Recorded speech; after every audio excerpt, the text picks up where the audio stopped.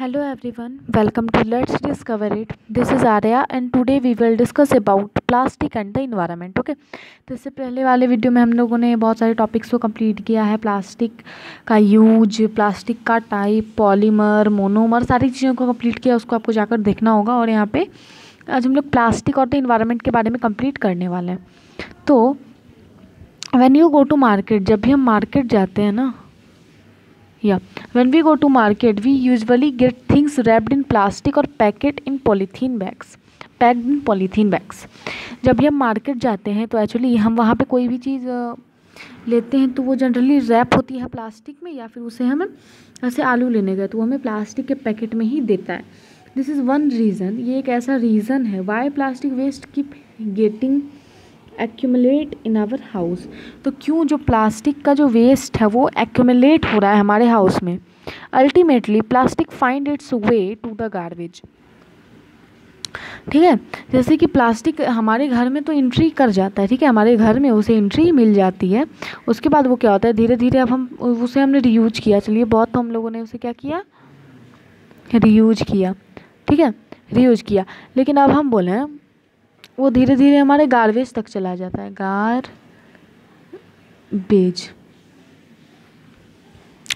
Plastic find its way to garbage. Okay, disposal of plastic is a major problem. ठीक है, पिछली बार मैंने आपको बताया था कि प्लास्टिक बहुत यानी सेवरल ईयर्स लेता है डिकम्पोज होने में, और वो हमारा बायोडिग्रेडेबल वेस्ट है। बायोडिग्रेडेबल वेस्ट है।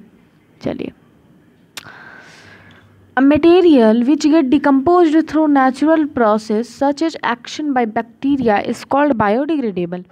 वो मटेरियल जो डिकम्पोज कर जाता है नेचुरल प्रोसेस से, बैक्टीरिया के एक्शन से, उसे हम बायोडिग्रेडेबल कहते हैं।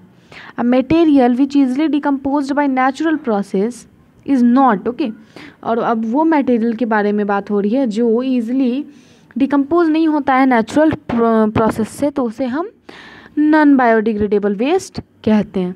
अब यहाँ पे टेबल है, इस टेबल को मैंने पिछले वीडियो में ही कंप्लीट कर लिया था।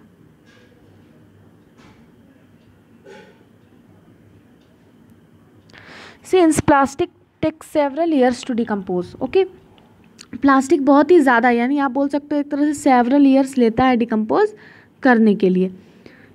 It is not environment friendly, ये इन्वायरमेंट में फ्रेंडली नहीं होता है, यानी ये नेचुरली नहीं होता है। इट काउज इन्वायरमेंट पॉल्यूशन, ये इन्वायरमेंट में पॉल्यूशन भी क्रिएट करता है। It cause environment pollution.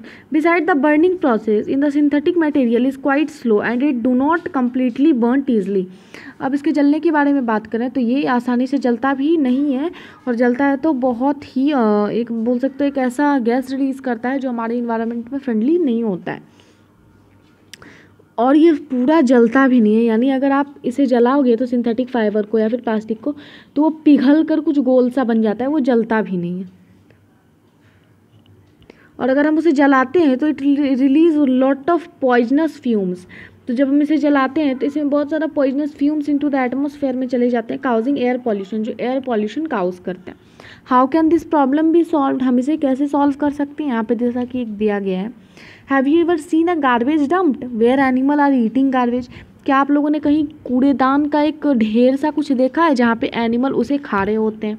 In this process eating the food waste they swallow material like polythene bags and wrapped of food. Okay, आजकल क्या करते हैं लोग को फूड को ना प्लास्टिक में लपेट कर फेंक देते हैं। ठीक है, तो इससे क्या होता है कि वो गाय जब उसे फूड को देखकर खाने आता है तो वो खाना के साथ साथ प्लास्टिक को भी खा जाता है। आप अब सोच सकते हैं कि इसके साथ क्या होता है। The plastic material chalk the respiratory system of this animal.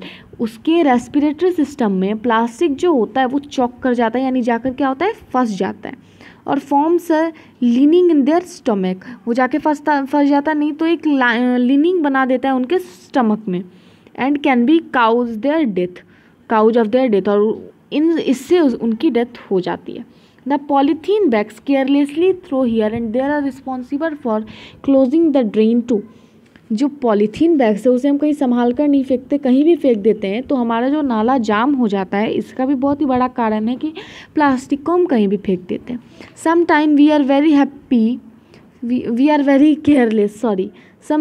Very careless, कभी कभी हम बहुत ही केयरलेस होते हैं और रैपर, चिप्स, बिस्किट और कोई भी खाने की सामान जो प्लास्टिक में रैप होती है उसे हम पार्क में या फिर पिकनिक प्लेस पे फेंक देते हैं।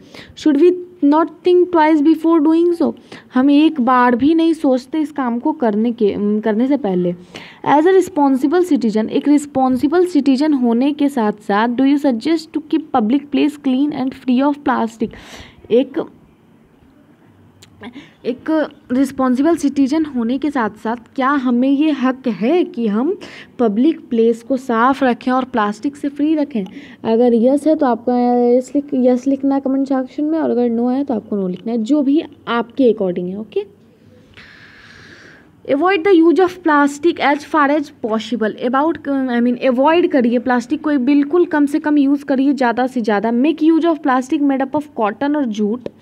प्लास्टिक के जगह पे ना, जब भी आप शॉपिंग के लिए जाते हैं तो प्लास्टिक की जगह पे कॉटन या जूट का बैग यूज़ करें। The biodegradable and non biodegradable waste should be collected separately and disposed of separately.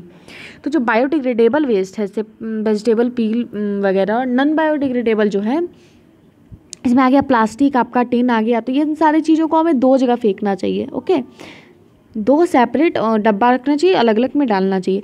Practice this in your home, आपको इस चीज़ को अपने घर में प्रैक्टिस करना है। Can you suggest some other ways in which you can contribute towards reducing the use of plastic. क्या आप कोई ऐसा वेज बता सकते हैं जिसके अकॉर्डिंग आप प्लास्टिक के यूज़ को कम कर सकते हैं, एटलीस्ट कम कर सकते हैं? कमेंट सेक्शन में लिख दीजिएगा। It is better to recycle plastic waste. हम लोग प्लास्टिक के वेस्ट को रिसाइकल कर सकते हैं। Most of the thermoplastics can be recycle. जो थर्मोप्लास्टिक्स हैं वो रिसाइकल हम कर सकते हैं, can be recycled. Make a list of items that can be recycled. Okay, make a list of item that can be recycled. This is your homework you have done in comment section. During recycling certain colour agent are added. ठीक है, जब हम recycle करते हैं तो उसमें हम कुछ कलर एजेंट भी डालते हैं।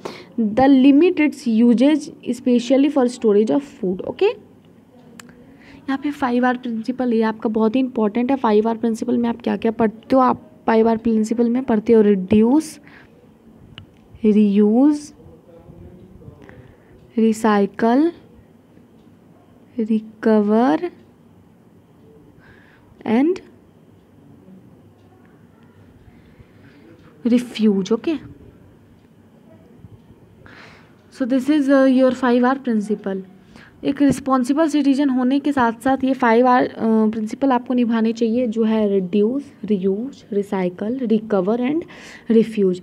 Develop habitat which are environment friendly. यहाँ पे आपको 5R वाइज दिया गया है, आपको यहाँ पे पढ़ना है। Don't throw plastic bags in the water bodies और ऑन द रोड। हम लोगों को प्लास्टिक का जो बैग होता है उसे वाटर बॉडीज़ यानी पानी में नहीं फेंकना चाहिए और रोड पे नहीं फेंकना चाहिए। Take a cotton carry bag और jute bag while going for shopping. Cotton का कोई बैग या फिर कोई भी जूट का बैग हमें, या फिर आप पेपर का भी यूज़ कर सकते हो। जब भी हम शॉपिंग के लिए जाते हैं तो हमें कॉटन का, जूट का या फिर आप बोल सकते हो पेपर का बैग यूज़ करना चाहिए।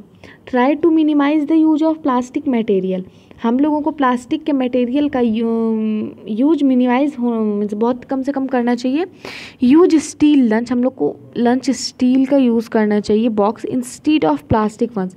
ज़्यादातर हम प्लास्टिक ही यूज़ करते हैं लंच में, लेकिन हमें वहाँ पे स्टील करना चाहिए, बहुत ही इंपॉर्टेंट बात है।